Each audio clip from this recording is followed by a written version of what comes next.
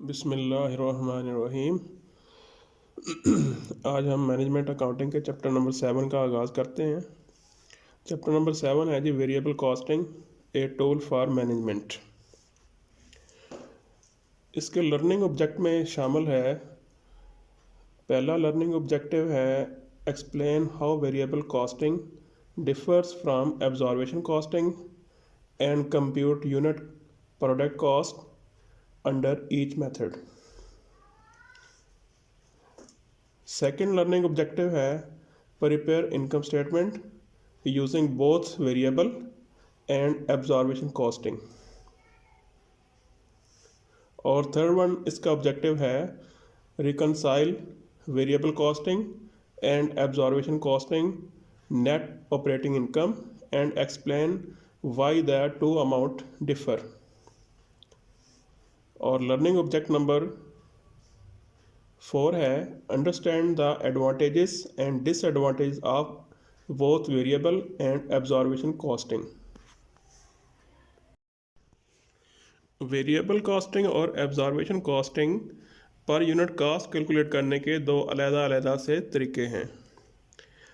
Variable costing में हम manufacturing cost जो कि ओनली वेरिएबल हैं वही इंक्लूड करते हैं, जिसमें डायरेक्ट मटेरियल, डायरेक्ट लेबर और ओवरहेड का सिर्फ वेरिएबल पोर्शन जो है वो शामिल होता है, जबकि जो फिक्स्ड मैन्युफैक्चरिंग ओवरहेड हैं वो पीरियड कॉस्ट में हम शामिल करते हैं और उसको इनकम स्टेटमेंट में रिकॉर्ड किया जाता है। जबकि ऑब्जर्वेशन कॉस्टिंग जो है उसमें फिक्स्ड मैन्युफैक्चरिंग ओवरहेड का पोर्शन जो है वो भी शामिल किया जाता है, उसमें direct material, direct labour, variable manufacturing overhead और फिक्स्ड मैन्युफैक्चरिंग ओवरहेड शामिल किए जाते हैं जब हम यूनिट कॉस्ट जो है वो कैलकुलेट करते हैं। दोनों मेथड्स में हम सेलिंग एंड एडमिन एक्सपेंस को पीरियड कॉस्ट ही ट्रीट करते हैं और उनको इनकम स्टेटमेंट में रिकॉर्ड किया जाता है। तो इस तरह से ऑब्जर्वेशन कॉस्टिंग की डेफिनेशन में होगा a costing method that include all manufacturing cost, direct material, direct labour and both variable and fixed manufacturing overhead in unit product cost.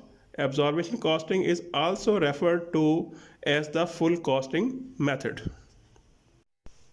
जबकि वेरिएबल कॉस्टिंग मेथड में उसकी डेफिनेशन में हम लिखेंगे कि variable costing manufacturing include direct material, direct labour and variable manufacturing overhead in unit product cost.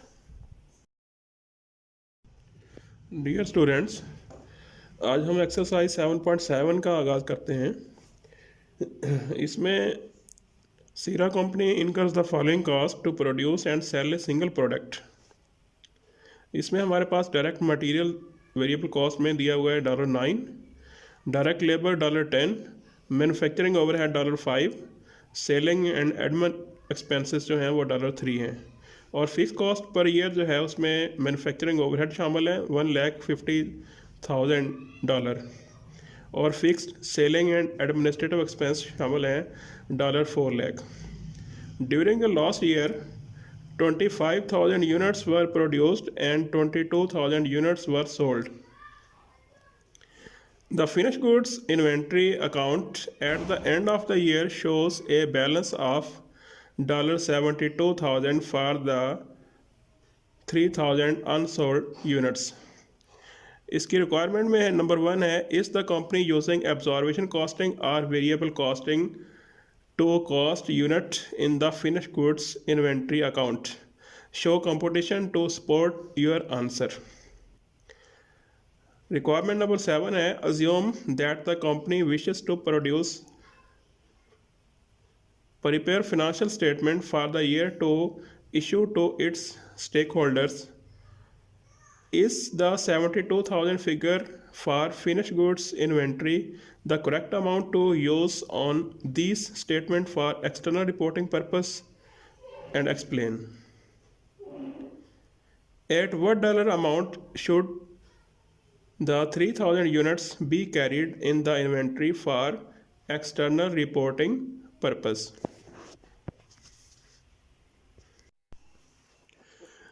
तो इसके solution में नंबर 1 रिक्वायरमेंट जो है the company is using variable costing the computations are. इसमें हम दोनों वेरिएबल कॉस्टिंग और एब्जॉर्वेशन कॉस्टिंग के तहत अमाउंट के कॉलम बना लेंगे। डायरेक्ट मटेरियल $9 और दूसरे एब्जॉर्वेशन कॉस्टिंग में भी $9। डायरेक्ट लेबर $10 और $10। Variable manufacturing overhead 5 and 5। Fixed manufacturing overhead $1,50,000 divide by 25,000 units. इसको हम वेरिएबल कॉस्ट में इग्नोर करेंगे और एब्जॉर्वेशन कॉस्टिंग में लिखेंगे $6 पर यूनिट। उसके बाद अगर हम इनका टोटल करें तो यूनिट प्रोडक्ट कॉस्ट जो है वेरिएबल कॉस्टिंग में $24 आती है और एब्जॉर्वेशन कॉस्टिंग में $30 आती है। अगर हम एज ए टोटल देखें तो टोटल कॉस्ट जो 3000 यूनिट्स की बनती है वो वेरिएबल कॉस्टिंग में 72,000 है और एब्जॉर्वेशन कॉस्टिंग में $90,000 है। अगर हम सेकंड रिक्वायरमेंट की बात करते हैं तो उसमें उसने पूछा है कि 72,000 करेक्ट फिगर है या नहीं है, तो इसमें हम लिखेंगे no 72,000 is not the correct figure to use because variable costing is not generally accepted for external reporting purpose or for tax purpose। और वेरिएबल कॉस्टिंग जो है वो सिर्फ इंटरनल मैनेजमेंट जो है वो यूज़ करती है, एक्सटर्नल पर्पस के लिए इसको इस्तेमाल नहीं किया जाता। जबकि अगर इसके बी पोर्शन में देखें तो finish goods inventory account should be stated as $90,000 which represent the absorption cost of the 3,000 unsold units. Thus, the account should be increased by $18,000 for external reporting purpose. This $18,000 consists of the amount of fixed manufacturing overhead cost that is allocated to the 3,000 unsold units under absorption costing. For example 3000 units multiply by $6 per unit जो कि manufacturing overhead cost है, तो ये equals आते हैं $18,000।